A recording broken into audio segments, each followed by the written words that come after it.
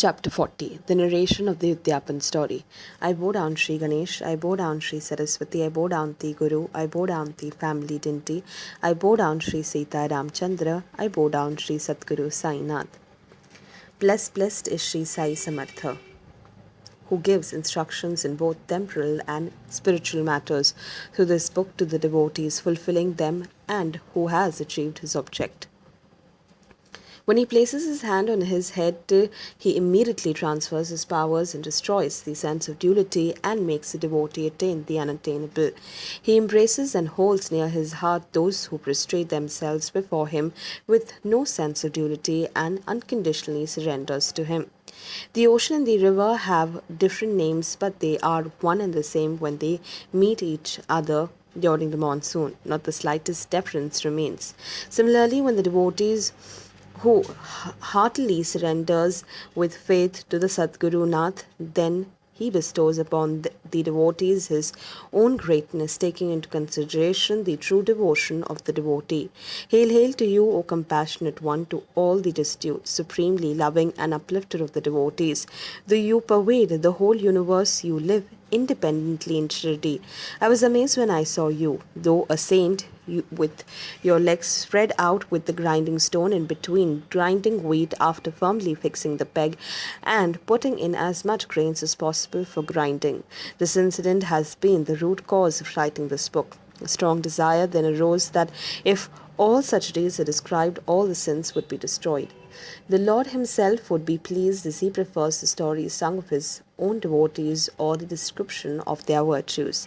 Virtuous listeners may have some doubts about this statement having been made without any proof or evidence. Then they should refer to the Bhavashyottara Puran, which has been narrated by Tripurari. This is all Sai's inspiration, but only to confirm to popular custom that he gave his consent for the composition for the benefit of the devotees. Thereafter, every month, the stories of Sai Samartha have been read by the devotee with great love as published in Shri Sai Leela. It is that Sai only who gives his consent. He is the giver of my intelligence. He is the main kindler of my inspiration. He tells his own stories.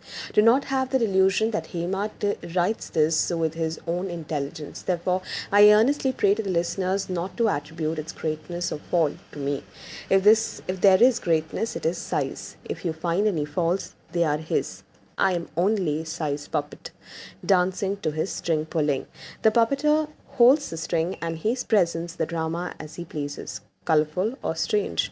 He makes the puppets dance according to the story. Enough of this discussion now.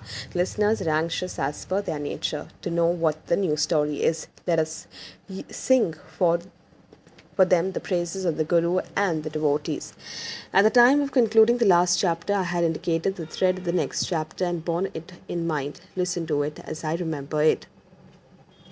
Now listen to this sweet narration with attention of how a devotee lovingly offers food and how Sai is supremely content. Sai is exactly as caring towards his devotees as a mother is to her nursing child. He comes running wherever you may be.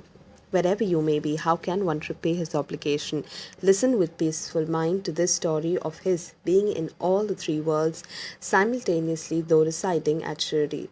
Once the mother of Bala Sahib, who was a great devotee and was attached to Sai's feet, was devoted to removing the imperfections of her religious observance undertaken for the welfare of all. She had performed several religious observances on and off the Udyapan, for all of them remain to be done. As soon as number of vows are completed, it is necessary to do the Udyapan. Otherwise, one does not have the merit, punya, and the vow is incomplete without it. The vows number 25 or 30 for that Udyapan ceremony. Deo had invited 100 to 200 Brahmins for a meal, so a day was fixed according to the Hindu calendar to perform the Udyapan. They wrote to joke to make a request to Baba. See, without your presence, this Udyapan will not be complete. Therefore, accepting this prayer obliges this humble one. I am a government servant and work to maintain my family. From those limited means, I do such virtuous deeds as I can, as you know. As Dahanu is so far away, I am unable to come myself, but I have great hopes that you will accept this invitation. This Bala Sahib, Bapu Sahib joke